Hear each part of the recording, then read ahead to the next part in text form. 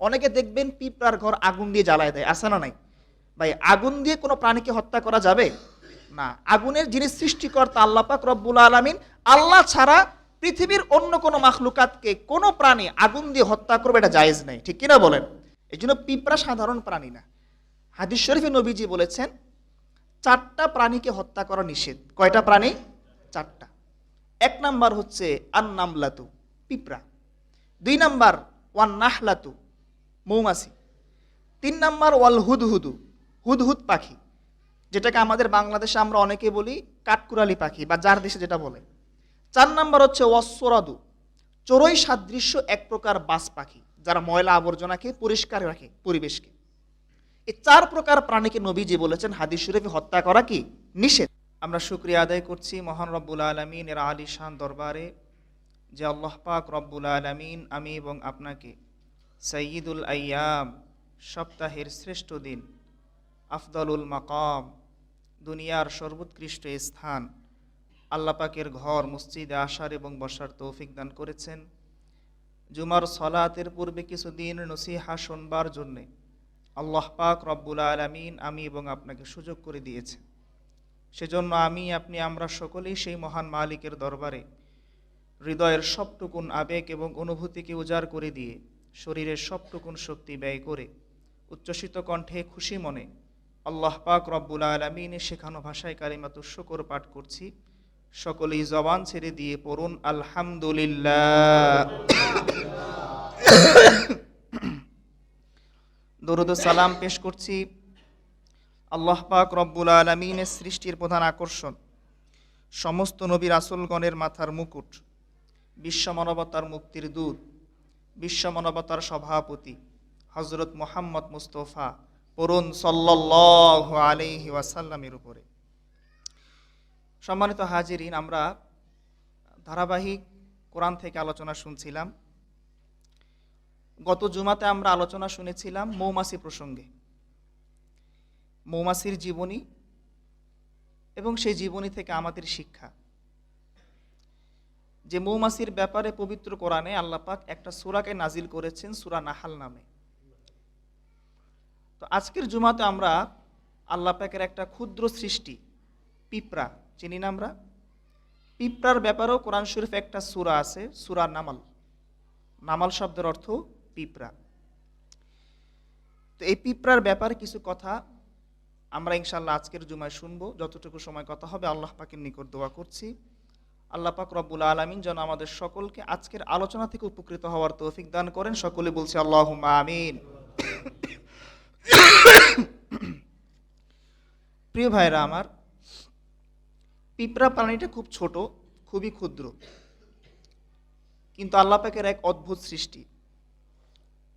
সবচেয়ে অবাক করা বিষয় হলো যে আমাদের মানুষের জীবনের সাথে পিঁপড়ারও অনেকটা মিল আছে। আপনি পিঁপড়ার মাঝে এমন অনেক কিছু খুঁজে পাবেন যেগুলো মানুষের মাঝে আছে। যেমন আমরা মানুষ মৃত্যুবরণ করার পরে যেরকম দাফন করা হয় মানুষকে, পিঁপড়ারাও কেউ মারা গেলে তাকে দাফন করে।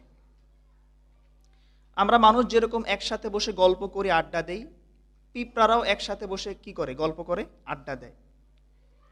তারা নিজেদের মধ্যে যোগাযোগ ব্যবস্থা করে। এদের ভিতরে আবার কাজের মধ্যে ভাগ আছে পিঁপড়াদের মধ্যে। আমরা যেরকম মানুষ শ্রমজীবী, কেউ চাকরি করে, কেউ ব্যবসা করি, প্রত্যেকের পেশা আলাদা আলাদা, পিঁপড়াদের মধ্যে এরকম কাজের বিভক্তি আছে। শুধু তাই না, পিঁপড়ারা বাজার বসায় এবং তারা সেখানে দ্রব্য বিনিময় করে, আদান প্রদান করে। আর শীতের মৌসুমে পিঁপড়ারা তারা খাদ্যকে তারা গুদামজাত করে রাখে। সুবহানাল্লাহ পাঠ করেন। মানে আমাদের মানুষের বাস্তব জীবনের অনেক কিছু আপনি পিঁপড়ার মাঝে খুঁজে পাবেন। এটা কিন্তু কোনো সাধারণ প্রাণী না। যদি সাধারণ প্রাণী হতো তাহলে পিঁপড়ার প্রসঙ্গে আল্লাহ পাক রব্বুল আলামিন পবিত্র কোরআনের সূরাকে নাজিল করতেন না। এই জন্য আমরা বলি যে আল্লাহ পাক রব্বুল আলামিনের প্রত্যেকটা সৃষ্টি এটা বড় চমৎকার, অতুলনীয়। আল্লাহ বলেছেন আল্লাযী আহসানা কুল্লা শাইইন খলাকা, যিনি তার প্রত্যেকটা সৃষ্টিকে বানিয়েছেন খুব নিখুঁতভাবে, খুব চমৎকারভাবে। আল্লাহ পাকের একজন পয়গম্বর ছিল, তার নাম সুলাইমান আলাইহিস সালাম। নাম শুনছেন? সুলাইমান নবীকে আল্লাহ পাক এমন কিছু বিশেষ জ্ঞান, অলৌকিক ক্ষমতা, এমন কিছু বিশেষ তাকে আল্লাহ পাক দান করেছিলেন যে তিনি মানুষের সাথেও কথা বলতেন, আবার পশু পাখির সাথে তিনি কথা বলতেন। সুবহানাল্লাহ। তিনি পশু পাখির কথা তিনি বুঝতে পারতেন। তো প্রত্যেক নবীকে আল্লাহ পাক এমন কিছু মুজিজা দেয় যেটার দ্বারা ওই নবীর একটা বিশেষত্ব ফুটে ওঠে। সুলাইমান নবীর বিশেষ মুজিজা ছিল তিনি মানুষের মতো পশু পাখির সাথেও কথা বলতেন। তো সুলাইমান নবীর সাথে একবার পিঁপড়ার কথা হয়েছিল, বা পিঁপড়ার কথা সুলাইমান নবী তিনি শুনতে পেয়েছিলেন। যে ঘটনাটা আল্লাহ পাক সূরা নামালের 17 এবং 18 নম্বর আয়াতে বলেছেন। আল্লাহ পাক রব্বুল আলামিন বলেন, ওয়াহশিরা লিসুলাইমানা জুনুদুহু মিনাল জিন্নি ওয়াল ইনসি ওয়াত তায়রি ফাহুম ইউজাউন হাত্তা ইযা আতাউ আলা ওয়াদিন নামল قالت نملة يا أيها النمل ادخلوا مساكنكم لا يحطمنكم سليمان وجنوده وهم لا يشعرون পড়েন সুবহানাল্লাহ। সুলাইমান আলাইহিস সালাম যখন তার সৈন্যবাহিনী নিয়ে যখন তিনি তাদেরকে বিভিন্ন ভাগে বিভক্ত করে যখন তিনি রওনা হয়ে যাবেন, সুলাইমানের এত বড় বিশাল বাহিনী দেখে একজন পিঁপড়া বাকি সমস্ত পিঁপড়াদেরকে বলতে লাগলো, সুলাইমান তার বিশাল সেনাবাহিনী নিয়ে আসতেছে, তোমরা তোমাদের ঘরের মধ্যে ঢুকে পড়ো, আর না হয় সুলাইমানের বিশাল বাহিনী তোমাদেরকে পদপিষ্ট করে একেবারে টুকরো টুকরো করে ফেলবে। সুলাইমান নবী তিনি পিঁপড়ার এই কথাটা শুনতে পেয়েছেন। শোনার পরে সুলাইমান নবী তিনি আল্লাহ পাকের দরবারে কৃতজ্ঞতা আদায় করলেন, শুকরিয়া আদায় করলেন। সুলাইমান নবী তিনি বললেন যে, আল্লাহ, আপনি আমাকে এবং আমার পরিবারকে যে নিয়ামত দান করেছেন, আমি আপনার কৃতজ্ঞতা প্রকাশ করি, আর আপনার নিকট আমি সামর্থ্য এবং দোয়া চাই যাতে করে আমি আপনার সৎ কর্মশীল বান্দাদের অন্তর্ভুক্ত হতে পারি। সুবহানাল্লাহ পাঠ করেন, সুবহানাল্লাহ। এতটুকু ঘটনা যা আমরা শুনলাম সংক্ষেপে, দেখেন এখান থেকে আমরা দুটো বিষয় জানবো এবং শিখব। একটা হচ্ছে পিঁপড়াদের যেই প্রকার, আজকের বিজ্ঞান যেটা প্রমাণ করেছে, বিজ্ঞানের এই তথ্যটা কোরআন শরীফ আরো আগে থেকেই আছে। কি তথ্য?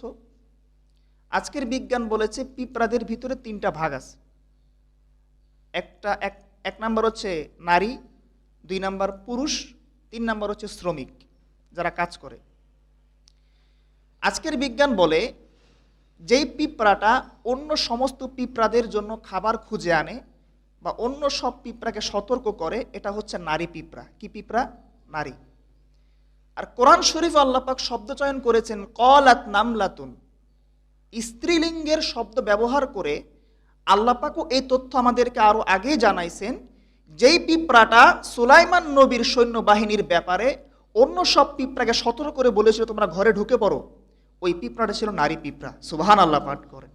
তাহলে বিজ্ঞানের তথ্যের সাথে কোরআনের মিল পাওয়া যায়। এরপরে দেখেন এখানে আয়াতের ভিতর আরেকটা শব্দ হচ্ছে লা ইয়াহতিমান্নাকুম সুলাইমান ওয়া জুনুদুহু, সুলাইমান এবং তার সৈন্যবাহিনী যেন তোমাদেরকে পিষে না ফেলে, টুকরো টুকরো করে না ফেলে। এখন একটা প্রশ্ন আসতে পারে এখান থেকে যে পিঁপড়া এত ছোট একটা প্রাণী, এই পিঁপড়ায় কি টুকরো টুকরো করা যায়? টুকরো করা যায় কোন জিনিসটাকে? একটা কাচের গ্লাস যদি আপনার হাত থেকে পড়ে, এটা ভেঙে টুকরো টুকরো হবে। এখন পিঁপড়া আবার টুকরো হয় কেমন করে? পশ্চিমা বিশ্বের ইসলামের ঘোর বিরোধী নাস্তিক যারা আছে, এদের একটা গবেষক টিম তারা একবার অনুসন্ধান করলো, যেভাবেই হোক কোরআনের ভুল খুঁজে বের করতে হবে, যে কোনো কারণেই হোক। তো তারা ভুল খুঁজতে খুঁজতে যখন তারা এই আয়াতে আসছে লা ইয়াহতিমান্নাকুম, আর তাহতিম মানে টুকরো করা, গুঁড়া করা, তখন তারা এটা নিয়ে উচ্ছ্বাস প্রকাশ করলো যে কোরআনে ভুল আছে। এত ছোট একটা পিঁপড়া, এটাকে আবার টুকরো টুকরো করা যায় কেমন করে? টুকরো করা যায় কাচকে, টুকরো করা যায় কাচের গ্লাসকে, কাচের কাপকে, পিঁপড়া আবার কেমন করে টুকরা হয়? তারা বহু খুশি, তারা কোরআন ভুল খুঁজে বের করতে পারছে। এর বহুদিন পরে অস্ট্রেলিয়ার প্রাণীবিদ্যা বিভাগের একজন অধ্যাপক, তিনি পিঁপড়ার জীবন রহস্য নিয়ে গবেষণা শুরু করছেন। তিনি গবেষণা করে তিনি এই গবেষণাটার ফলাফল জানাইছেন যে আমি আমার গবেষণায় পেয়েছি পিঁপড়ার এই পুরো দেহ এবং অবয়বের ৭৫ ভাগ হচ্ছে কাচের তৈরি। সুবহানাল্লাহ পাঠ করেন। যেহেতু কাচের তৈরি পিঁপড়া, এজন্য আল্লাহ পাক শব্দ ব্যবহার করছেন সেরকম। এই অস্ট্রেলিয়ার সেই বিজ্ঞানী তিনি যখন দেখতে পেলেন যে না, কোরআনের তথ্যের সাথে বাস্তবতার মিল আছে, তিনি আর দেরি করেন নাই। কোরআনের ভুল খোঁজা দূরের কথা, তিনি নিজে ইসলাম কবুল করে মুসলমান হয়েছেন। সুবহানাল্লাহ। প্রিয় ভাইরা আমার, পিঁপড়ার আলোচনা করতে গিয়ে আমার সুলাইমান নবীর একটা ঘটনা মনে পড়ে গেল।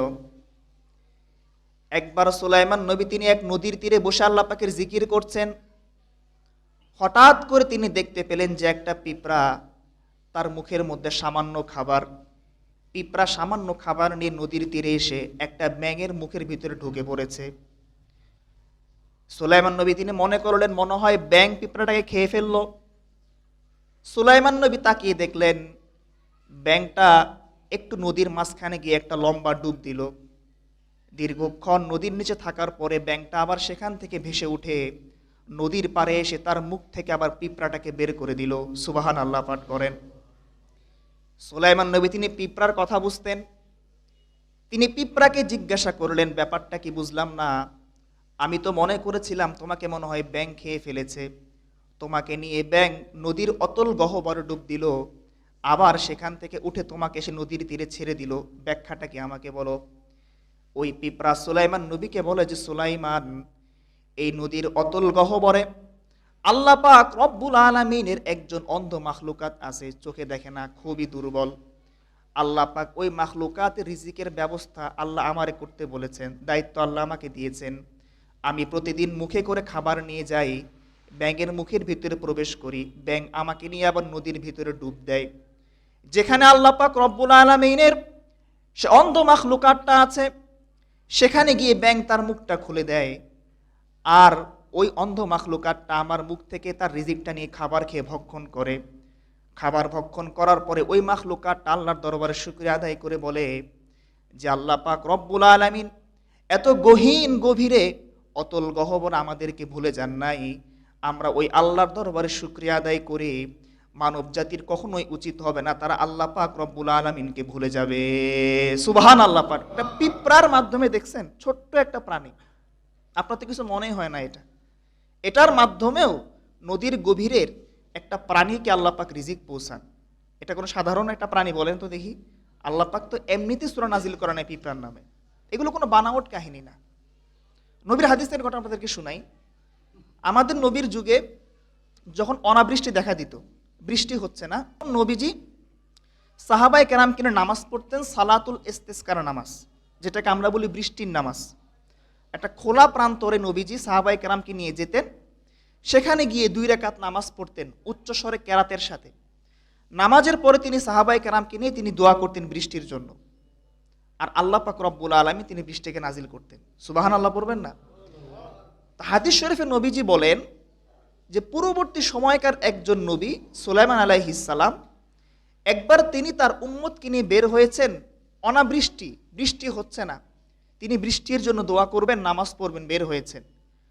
যখন তিনি বের হয়ে মাঠের দিকে যাবেন, তখন তিনি দেখলেন আল্লাহ পাকের একটা ছোট্ট মাখলুকাত পিঁপড়া তার পা 2টাকে আকাশের দিকে উঠিয়ে দোয়া করতেছে যে আল্লাহ, অনাবৃষ্টির কারণে আমরা কষ্ট পাচ্ছি, ফসলগুলো নষ্ট হয়ে যাচ্ছে, মানব জাতি কষ্ট পাচ্ছে, আল্লাহ আপনি বৃষ্টিকে নাজিল করে দেন। সুলাইমান নবী যখন তিনি এই দোয়াটা শুনতে পেলেন, তিনি আর নামাজ পড়েন নাই, তিনি তার উম্মতকে নিয়ে ফিরে গিয়েছেন, আর তিনি বললেন তোমাদের আর দোয়া করা লাগবে না, একটা ক্ষুদ্র মাখলুকাত পিঁপড়া তোমাদের হয়ে দোয়া করেছে, আল্লাহ পাক তার দোয়া কবুল করেছেন। সুবহানাল্লাহ পাঠ করেন। সুবহানাল্লাহ, সুবহানাল্লাহ। এই জন্য পিঁপড়া সাধারণ প্রাণী না। হাদিস শরীফে নবীজি বলেছেন 4টা প্রাণীকে হত্যা করা নিষেধ। কয়টা প্রাণী? 4টা। 1 নাম্বার হচ্ছে আন-নামলাতু, পিঁপড়া। 2 নাম্বার ওয়ান-নাহলাতু, মৌমাছি। 3 নাম্বার ওয়াল হুদহুদু, হুদহুদ পাখি, যেটাকে আমাদের বাংলাদেশে আমরা অনেকে বলি কাঠকুরালি পাখি, বা যার দেশে যেটা বলে। 4 নাম্বার হচ্ছে ওয়াসসরাদু, চড়ুই সাদৃশ্য এক প্রকার বাজ পাখি, যারা ময়লা আবর্জনাকে পরিষ্কার রাখে পরিবেশকে। এই 4 প্রকার প্রাণীকে নবীজি বলেছেন হাদিস শরীফে হত্যা করা কি নিষেধ। 1 নম্বরে কি ভাই? পিঁপড়া। পিঁপড়া হত্যা করা নিষেধ কেন? 1 নম্বর কারণ হচ্ছে যে সমস্ত পিঁপড়া আল্লাহ পাক রব্বুল আলামিনের তাসবিহ পাঠ করে, সুবহানাল্লাহ। 2 নম্বর কারণ হচ্ছে নবীজি হাদিস শরীফে বলেছেন, ইন্নাল্লাহা ওয়া মালাইকাতাহু ওয়া আহলাস সামাওয়াতি ওয়াল আরদি হাত্তান নামলাতু ফি জুহরিহা ওয়া হাত্তাল হুতু লা ইউসাল্লুনা আলা মুআল্লিমিন নাসিল খায়র। নবীজি বলেন, যে ব্যক্তি মানুষকে কল্যাণের শিক্ষা দেয়, যে ব্যক্তি মানুষকে ভালো কিছু শিক্ষা দেয়, ওই ব্যক্তির জন্য আল্লাহ পাক রব্বুল আলামিন, তার ফেরেশতারা, আসমানের বাসিন্দারা, জমিনের বাসিন্দারা, আল্লাহ পাক বলেন গর্তের পিঁপড়া, ইভেন সমুদ্রের মৎস্য পর্যন্ত তার জন্য কল্যাণের দোয়া করে, সুবহানাল্লাহ পাঠ করে। তাহলে এই যে আমরা আপনাদেরকে শিখাচ্ছি ভালো কিছু, আমরা যে আপনাদেরকে ভালো কিছুর মেসেজ দিচ্ছি, আমরা আমাদের জন্য কিন্তু গর্তের পিঁপড়া দোয়া করতেছি। এটা কিন্তু কোনো কিনা সাধারণ প্রাণী না। 2 নম্বরে নবীজি হত্যা করতে নিষেধ করেছেন মৌমাছি। কারণ মৌমাছির দ্বারা কি হয় ভাই? মধু হয়। মৌমাছির দ্বারা কি হয়? মধু হয়। 3 নম্বরে আল্লাহ পাক নবীজি বলেছেন ওয়াল হুদহুদু, হুদহুদ পাখি। 4 নম্বরে বলেছেন ওয়াসুরাদু, চড়ুই সাদৃশ্য বাজ পাখি, যে বাজ পাখি ময়লা আবর্জনা খেয়ে পরিবেশকে কি রাখে? পরিষ্কার রাখে। তো এই 4 প্রকার প্রাণীকে নবীজি হত্যা করতে কি করেছেন ভাই? নিষেধ করেছেন। তাহলে পিঁপড়াকে মারা যাবে? বলেন, পিঁপড়াকে মারা যাবে না।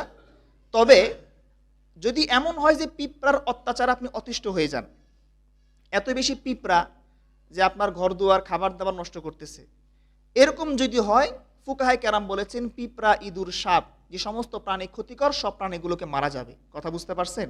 বাকি নর্মালি পিঁপড়াকে হত্যা করা ঠিক না।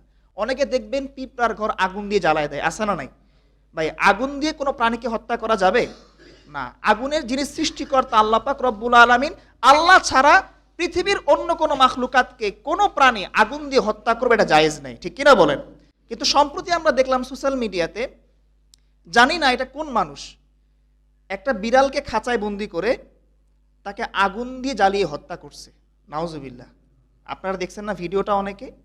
আচ্ছা, যে ব্যক্তি এই কাজটা করছে সে কি মানুষ না অমানুষ? আপনারাই বলেন। মানুষত্ব যদি তার ভিতরে থাকে, কাজগুলো সে করতে পারে?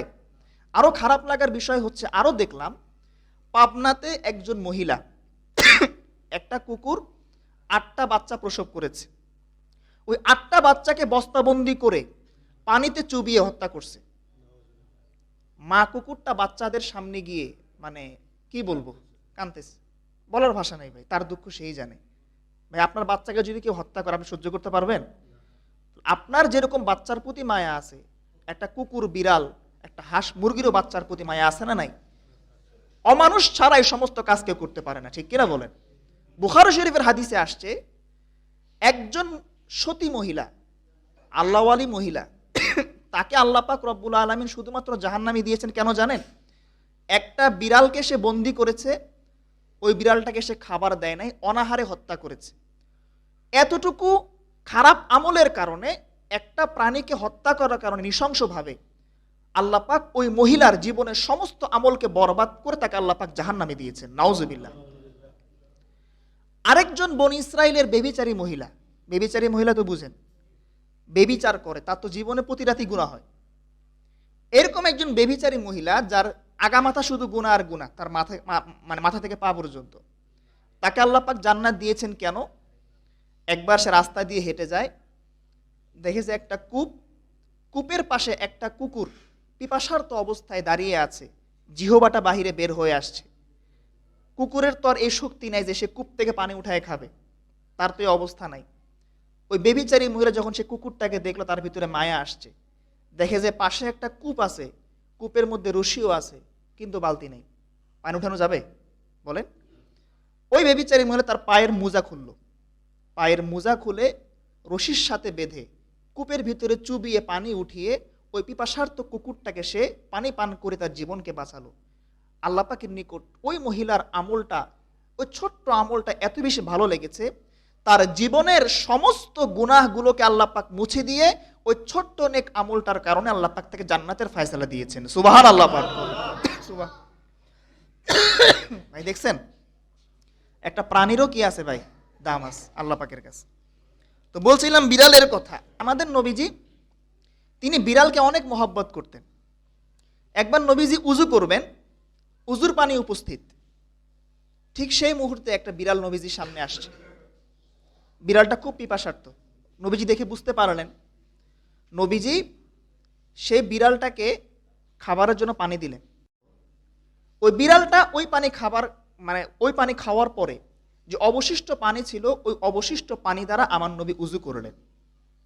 এখন আপনার প্রশ্ন আসতে পারে যে হুজুর, বিড়াল পানি খাইলো, বিড়ালের ঝুঁটা ওই পানিতে লাগছে কি লাগে নাই?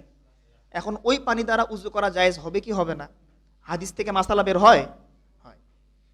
মাসালা উত্তর কি দেখেন, নবী যে হাদিসে বলেছেন তোমাদের আশেপাশে যে প্রাণীগুলো ঘোরাফেরা করে এদের মধ্যে অন্যতম হচ্ছে বিড়াল। বিড়াল কোনো নাপাক প্রাণী না, সুতরাং বিড়ালের ঝুঁটা নবীজি বলেন এটা হচ্ছে পাক। তবে আপনার যদি পাক পানি থাকে, আপনার যদি অনেক বেশি পানি থাকে, এক ভাই প্রশ্ন করছেন, তার বাড়ি হচ্ছে বান্দরবন, একদম পাহাড়ের উপরে। বান্দরবনে পাহাড়ের উপরে, সেখানে তো আর আমাদের মতো অ্যাভেলেবেল পানি নেই, সেখানে পাহাড়ের নিচ থেকে ঝর্ণা থেকে পানি আনতে হয়। তার প্রশ্ন হচ্ছে যে হুজুর, এই পাহাড়ের নিচ থেকে আমরা ঝর্ণা থেকে সকালবেলা পানি নিয়ে আসি, সারাদিন আমরা ওই পানিগুলোকে ব্যবহার করি। এখন দেখা যায় আমরা অনেক সময় ঘরে পানি রেখে দেই, কিন্তু বিড়াল এসে পানিতে মুখ দেয়। এখন ওই পানি দ্বারা উজু করা জায়েজ হবে কিনা, তার প্রশ্ন। এ প্রশ্নের উত্তর হলো, আপনার যদি অনেক বেশি পানি থাকে, যেমন আমাদের এখানে পানির অভাব নাই, তাহলে বিড়ালের মুখ দেওয়া পানি দ্বারা যদি আপনি উজু করেন, আপনার উজুটা মাকরু হবে। উজু হবে ঠিক, কিন্তু কি হবে ভাই? মাকরু হবে, কারণ আপনার তো পানি আছেই। সুতরাং যাদের পানির অভাব নাই তারা বিড়ালের ঝুঁটা পানি ব্যবহার করাটা মাকরু, তাদের উচিত ভালো পানি ব্যবহার করে কি করা? উজু করা। কথা কি বুঝতে পারছেন? মাসালাটা ক্লিয়ার হয়েছে? আরো শুনেন সামনে। আমাদের নবী একবার দেখেন তিনি পশু পাখির প্রতি নবীজি কতটা সদয় ছিলেন, যে কিছু সাহাবায়ে কেরাম পাখির বাচ্চাকে আটক করছে, বন্দি করে রাখছে, আর মা পাখিটা শুধু বারবার উপরে ঘোরাফেরা করতেছে, বাচ্চাগুলোর জন্য অস্থির। নবীজি বললেন, তোমরা এই কাজ কেন করো? একটা পাখির বাচ্চাকে তোমরা খাঁচায় বন্দি করে রাখছো, তার মায়ের কষ্ট হয় কি হয় না ভাই বলেন? হয়। এখন এখানে একটা মাসালা আপনাদেরকে বলি, যে খাঁচায় পাখি পালা জায়েজ হবে কিনা। আমরা কিন্তু অনেকে বাসায় শখের বসে দেখা যায় যে খাঁচায় পাখি পালি না, আমরা টিয়া পাখি, বিভিন্ন প্রজাতির পাখি কিনে আনে অনেকে। এটা জায়েজ হবে কিনা, মাসালা আপনাদের জানা লাগবে কিনা বলেন? মাসালা জানা লাগবে, শুনবেন? হ্যাঁ, শুনতে হবে এগুলো। কোন পাখি পালা জায়েজ আছে খাঁচায়, আর কোন পাখি পালা জায়েজ নাই, মনোযোগ দিয়ে শুনেন। যেই পাখিটার জন্ম খাঁচাতেই হয়েছে, তার জন্ম খাঁচাতেই, সেখানেই তার প্রজনন, সেখানেই তার বেড়ে ওঠা, এরকম যে পাখিগুলো আছে, সেগুলোকে যদি আপনি খাঁচায় রেখে লালন পালন করেন, আপনি যদি ঠিকমতো খাবার দেন, আপনি যদি চিকিৎসা করান, তাহলে ওই পাখিটা আপনার জন্য খাঁচায় রেখে পালাটা জায়েজ আছে, সমস্যা নাই। আর যেই পাখিটা আকাশে উড়ে বেড়ায় স্বাধীনভাবে, আপনি তাকে কোনো মতে একটা ফাঁদে আটকায় যদি খাঁচায় বন্দি করেন, তাহলে তাকে খাঁচায় বন্দি করাটা আপনার জন্য জায়েজ হবে না, এটা হচ্ছে হারাম। ঠিক কিনা বলেন? আপনি তার জীবনের ক্ষতি করতেছেন ভাই। সে সারা জীবন আকাশে উড়ছে স্বাধীনভাবে, তাকে আপনি খাঁচায় বন্দি করা মানে সে এমনভাবে আটকা পড়ছে, আর সেখান থেকে বের হওয়ার কোনো কি নাই, সুযোগ নাই। তার কষ্ট হচ্ছে কি হচ্ছে না? আপনাকে যদি আমি জেলখানায় বন্দি করি, একদিনের জন্য থাকতে পারবেন সেখানে? আপনার সহ্য হবে এটা? তাহলে আপনার যে জিনিস সহ্য হয় না, সেটা একটা পাখি কেমন করে সহ্য করে বলেন? এই জন্য খাঁচায় যারা পাখি পালেন, আপনি পাখি কেনার সময় বিষয়টা খেয়াল করে কিনবেন। কথা বুঝতে পারছেন? এরপরে আসেন, আমাদের নবীজি তিনি পশু পাখির প্রতি দেখেন কতটা সদয় ছিলেন। একবার নবীজি দেখলেন যে এক ব্যক্তি বকরি জবাই করবে। এখন বকরিকে শুয়ে রেখে সে পাশে বসে বসে ছুরি ধার দেয়। বা এরকম কিছু মানুষ আছেন আমাদের দেশে, কোরবানির সময় প্রতি বছর এই গরু জবাই করতে গেলে এই ঝামেলাটা পোহাইতে হয় আমাদেরকে। মানে আমার যদি আরেকজন স্টাফ থাকতো, তাহলে আমি জবাই করতাম না, এই ঝামেলা আমি নিতামই না। ওই জবাই করুক, ও হাদিয়াও নেই, অসুবিধা নেই। গরুটারে জবাই করে শুয়ে রাখছে, হাত পা ভালো করে বাঁধছে, হুজুর আছে না নাই কোনো খবর নাই, ঠিক কিনা? হুজুর আছে আরেক জায়গায়। তো এই যে একটা পশুকে আপনি বাঁধে রাখলেন, তার মাথাকে আপনি চেপে ধরলেন, তার কষ্ট হচ্ছে কি হচ্ছে না? তাকে আল্লাহ আপনাকে দিছে নিয়ামত হিসেবে, আপনি খাবেন ঠিক আছে, তাই বলে তাকে মারবেন, কষ্ট দিতে তো ভাই ঠিক না, অমানবিক কাজ। মানুষের 5টা মিনিট ধৈর্য হয় না কোরবানির টাইম, আপনি জানেন? বাংলাদেশের মানুষের মানে মাইন্ড সেট আপ এতটাই খারাপ, সহ্যই হয় না যে কখন গরু জবাই করবে আর কখন গোস্ত খাবে, ঠিক কি না? মানে মনে হয় যেন কোরবানি দিচ্ছে গোস্ত খাওয়ার জন্য। একটা হুজুর গরু জবাই করবে, উনি একবার ওই মাথায়, একবার এই মাথায়, আর একবার ওই মাথায়, একটু আসতে তো হবে। একটা গরু জবাই করতে হলে তো সময় লাগে 5টা মিনিট নাকি? তাকে শোয়াইতে হবে, বাঁধতে হবে, ধরতে হবে, এরপরে জবাই করতে হবে, এরপর হুজুর সেখান থেকে সে আরেকটাকে জবাই করবে। এই কাজগুলো বাংলাদেশের মানুষ বুঝেও বুঝার চেষ্টা করে না, এখনো অনেকে বুঝতেছে না। কিন্তু আপনি দেখবেন যে কোরবানির সময় তারা এই কাজগুলো আবার করবে। তো নবীজি বললেন, তুমি বকরিকে জবাই করো, ভালো কথা, তো তুমি ছুরিটাকে আগে ধার দিয়ে নিতে, অসুবিধা কি ছিল? তুমি তাকে মাটিতে ফেলে তাকে তুমি কষ্ট দিচ্ছ, আর এদিকে তুমি ছুরি ধার দিচ্ছ, এটা করা কি হবে না? জায়েজ হবে না। কথা কি বুঝতে পারছেন প্রিয় ভাইরা আমার? নবীজি দেখলেন দুইজন যুবক ছেলে উটের পিঠের উপর বসে বসে গল্প করতেছে, আড্ডা দিচ্ছে। নবীজি বললেন, উট আল্লাহ তোমাদেরকে দিয়েছে নিয়ামত স্বরূপ, তোমরা উটের পিঠে করে তোমরা সাওয়ার করবা, বিভিন্ন জায়গায় তোমরা যাবা, এটা তোমাদের জন্য বাহন, ঠিক আছে, কিন্তু এই মুহূর্তে তোমাদের দুইজনের উটের পিঠে বসে গল্প করার অর্থটাকে আমার তোমরা বুঝাও। এই মুহূর্তে তোমার সফরের প্রয়োজন নাই, যাওয়ার দরকার নাই, তোমরা উটটাকে একটু আরামে ছেড়ে দাও, ঠিক কিনা বলেন? পশু পাখিরও আরামের দরকার আছে না নাই বলেন? আপনি তারা শুধু খাটাবেন, কষ্ট দিবেন, বা এটা কিন্তু জায়েজ হবে না। তো যেটা বলছিলাম যে আমরা কোনো প্রাণীকে আগুন দিয়ে হত্যা করা কি নাই? জায়েজ নাই। আমরা দেখলাম যে আগুন নিয়ে আজকাল অনেক মানুষ খেলাধুলা করে, আছে না নাই? আগুন নিয়ে আবার অনেকে ফানি ভিডিও বানায়, আছে না?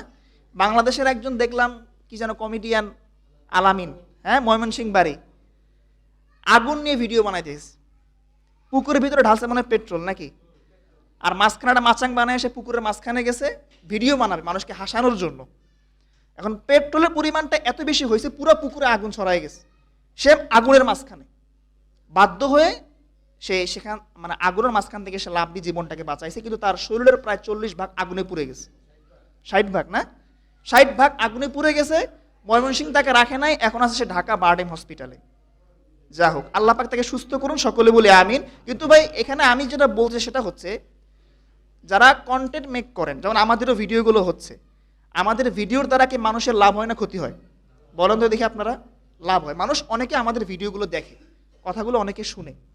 আপনি মানুষকে ভালো কিছু প্রচার করেন, অসুবিধা নাই, কিন্তু মানুষকে হাসানোর জন্য, মানুষকে আপনি কাঁদানোর জন্য, মানুষকে আপনি হাস্যরস দেওয়ার জন্য, কৌতুক করার জন্য যারা ভিডিও বানায়, নবীজি বলেন যে ব্যক্তি মানুষকে হাসানোর উদ্দেশ্যে কোনো কথা বা কাজ করবে, তার জন্য আল্লাহ পাকের পক্ষ থেকে ধ্বংস অনিবার্য। নাউজুবিল্লাহ পাঠ করেন।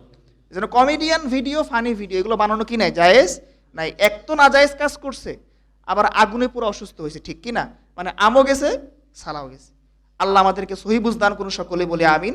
যে কথাগুলো আজকে আমরা সংক্ষেপে শুনলাম, আল্লাহ আমাদেরকে প্রত্যেকটা কথা বুঝে শুনে আমল করার তৌফিক দান করুন। আসসালামু আলাইকুম ওয়া রাহমাতুল্লাহি ওয়া বারাকাতুহু।